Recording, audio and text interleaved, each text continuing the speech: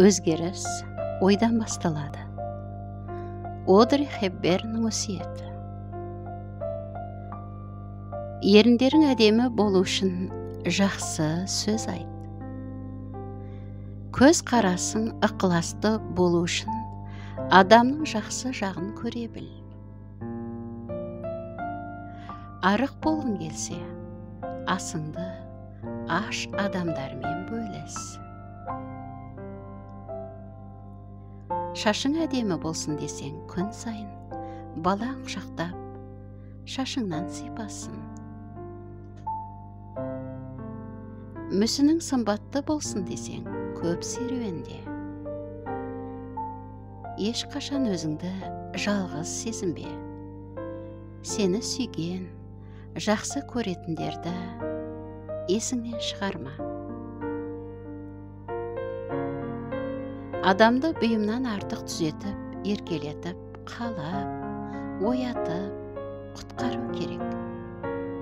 Ешқашан ешкімнен бас тартпа.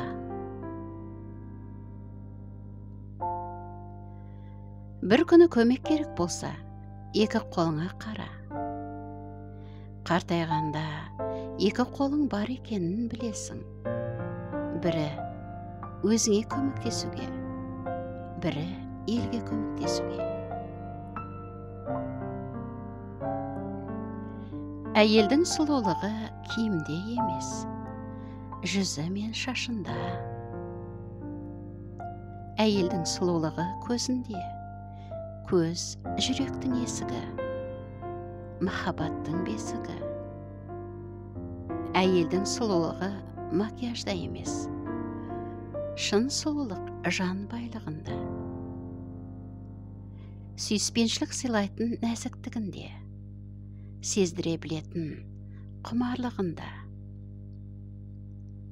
Әйелдің сұлулығы жасы ұлғайған сайын еселене бермек.